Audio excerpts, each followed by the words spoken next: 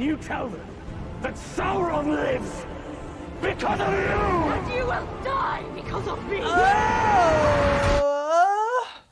My body is ready. The Rings of Power, the most expensive TV show ever made, with a budget that can immerse you in the incredible world of Middle-earth, that can do justice to the sensational source material and a worthy successor to the Peter Jackson trilogy, and it's a disappointment. But I did see a couple of areas where I think this series shows its potential for greatness. The series does look great, the budget does hit occasionally, but it leaves something to be desired in both cinematography and set design, as well as writing choices that really are appalling, which is extremely counterproductive if you want to make a scale that is epic in size, which is really what you want when you're making a Lord of the Rings series, especially when you're throwing $500 million at it. Additionally, the fast travel that everyone does, instant travel back and forth immediately, as well as when Elrond and Celebrimbor, every time they travel to Casa Doom, they appear behind a rock wearing their diplomacy clothes exactly as they did before they traveled there. They're not dirty at all or anything. They don't have any horses with them at all. No escort. That took me completely out of the story and felt extremely unrealistic for the world. I know it's a nitpick, but it really does add up, especially with the small sets, the Casa Doom, that actually feels smaller than Erebor, even though lore-wise it's supposed to be much bigger, much grander, etc, etc. But Erebor in The Hobbit hits much heavier and really feels epic in comparison to Casa Doom in this series. Throughout the first 7 episodes, this series really spends a lot of time on nothing. And by the time episode 8 rolls around, it's a completely different plot and story basically than what we had in the first 7 episodes, except for the fact that Halbrand has now earned Galadriel's trust. But what seems completely disconnected about this is the fact that it took Halbrand 7 long episodes to gain Galadriel's trust, and then he goes ahead and gains Celebrimbor's trust, complete trust in fact, in 1 episode, and he manipulates him in that episode as well, which just seems a bit weird. And then of course there's the least favorite storyline of the season, which is of course the Harfoots and what appears to be Gandalf. So I was at least right on that one, although it is lore breaking. And it is not in any way connected to the rest of the storylines, and barely anything happens until Sauron's servants appear in the last couple of episodes. Before that, we spend a lot of time on walking and absolutely nothing, no character building, no nothing.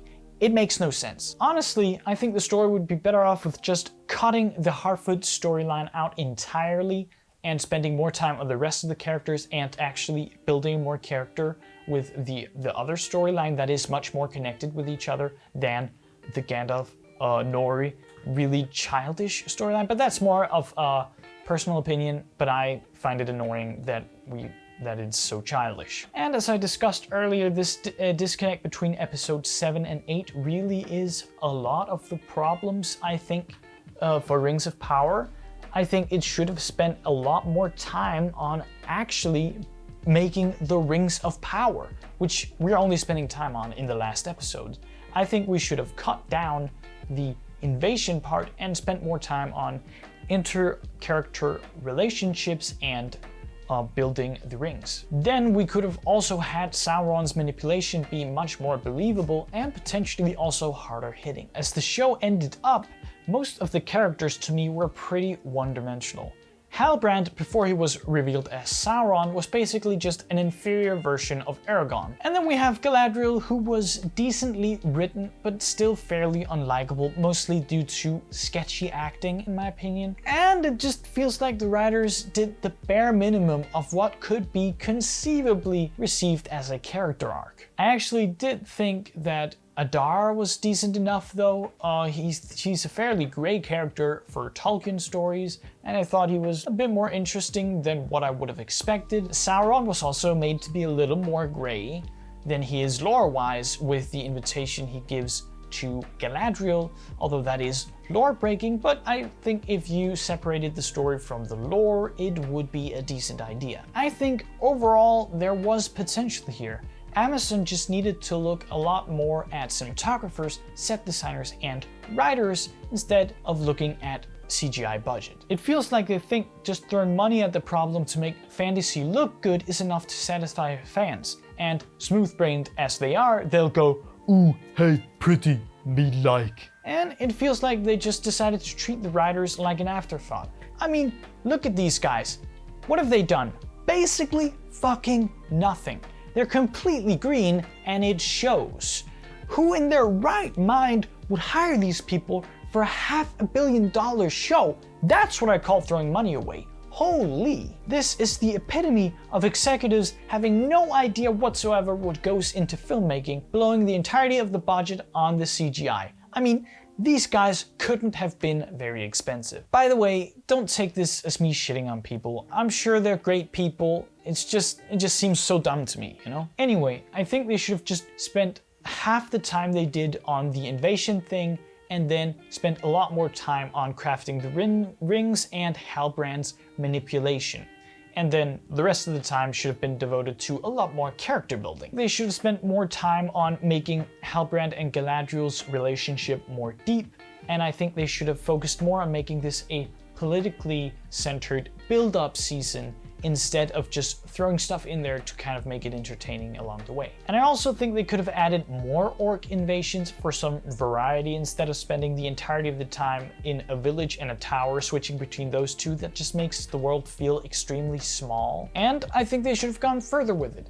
Celebrimbor is supposed to be smart, but he seems pretty stupid, to be honest. And I think they could have spent some time maybe creating an interpersonal relationship between Sauron, Celebrimbor, and Elrond to further amplify the effect. And I think they should have added character arcs for characters other than Galadriel, and then for the love of God, flesh them out more.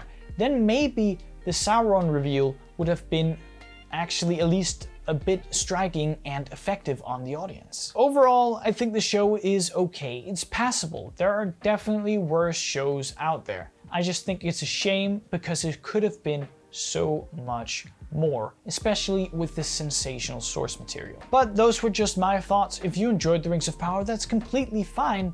Let me know your thoughts down in the comments below. Check out my socials and watch this video next if you liked this one.